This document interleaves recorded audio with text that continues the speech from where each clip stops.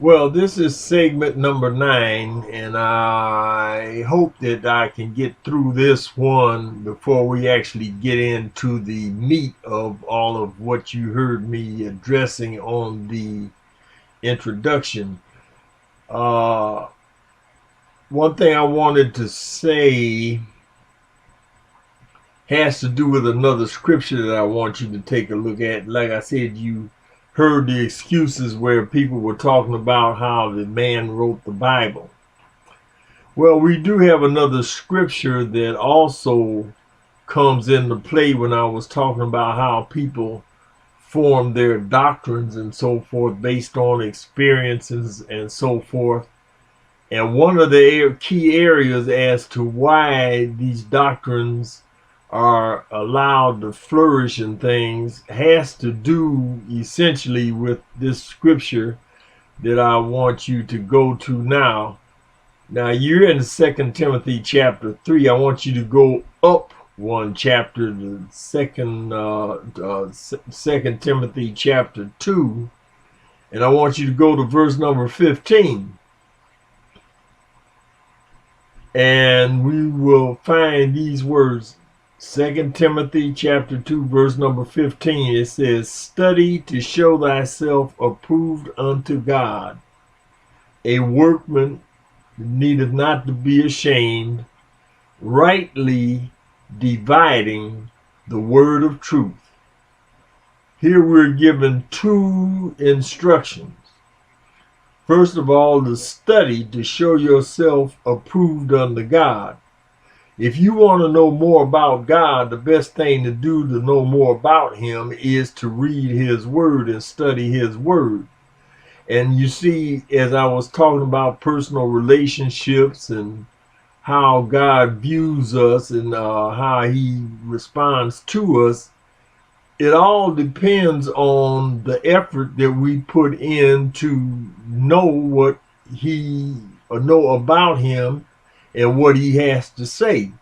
And you do that by studying. And the more you study, the more God will reveal things to you.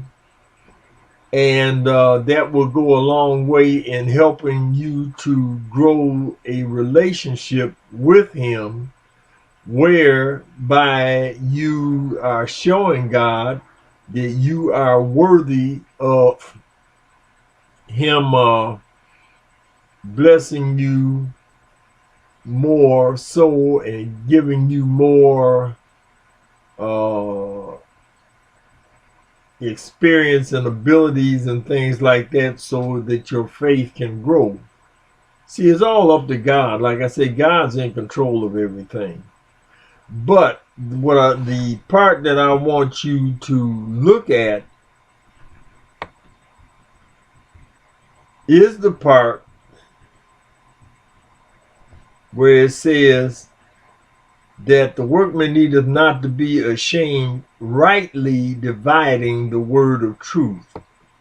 Now, notice that term, rightly dividing the word of truth. Well, what does that mean?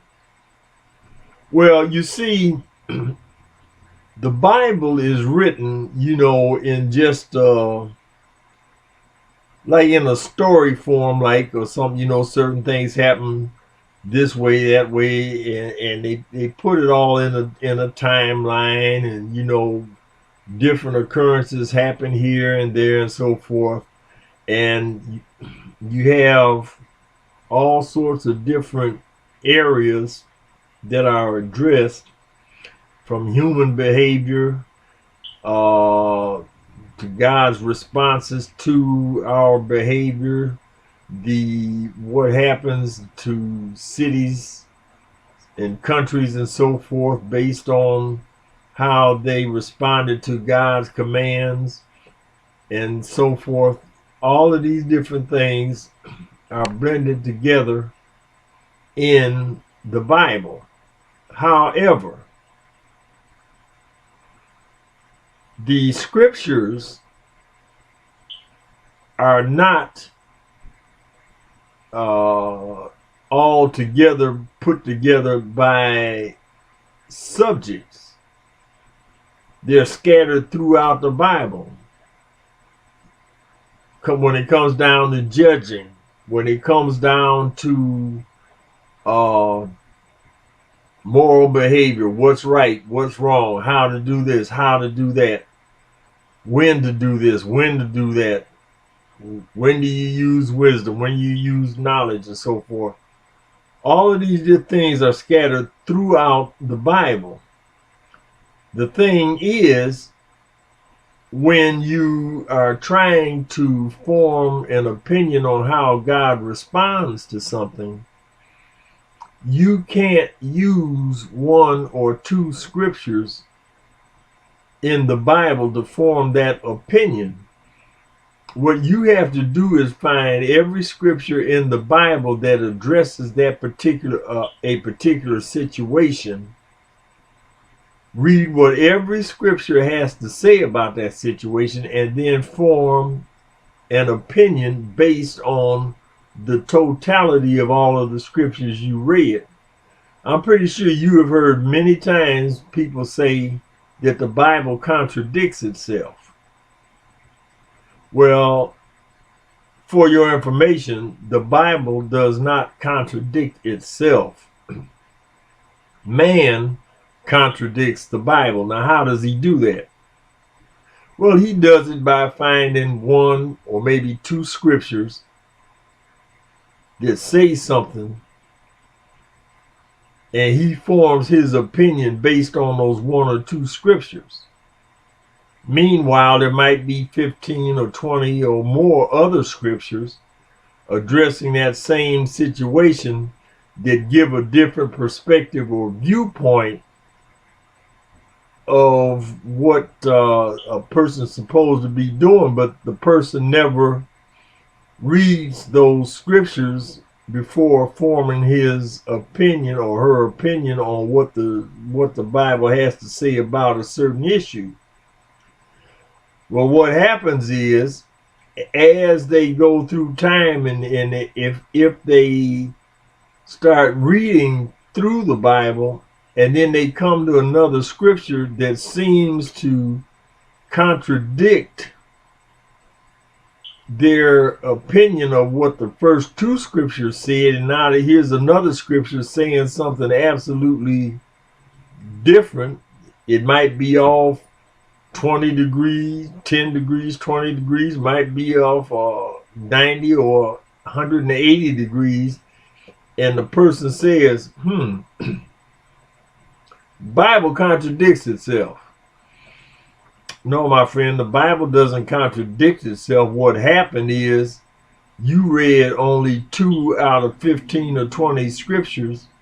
You formed an opinion based on those 2 scriptures, and now you're finding other scriptures that are saying something that goes totally against what you thought was being addressed by the 2 scriptures that you read, but now you're seeing there's something different.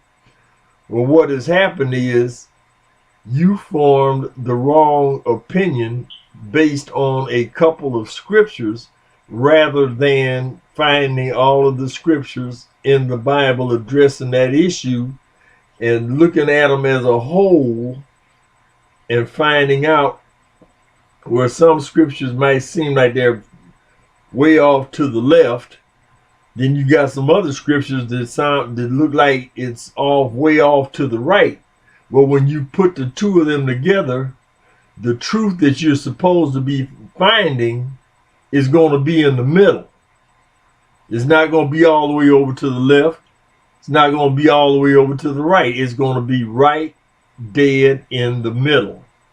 That's when you have rightly divided the word of truth. It's just like averages. When you want to find the average of something, you take all of the different factors and things, put them all together. If you've got 20 different numbers, you add up all 20 of those different numbers, and then you divide all of those 20 numbers by 20. And the number that you come up with is the average. That is usually how you form your opinion on what the Bible has to say. Well, I hope you've gotten something out of that. I'll get into this more a little later, but that's all for right now. And we're going to get into the meat of our subjects that I was addressing in the intro. Have a blessed day.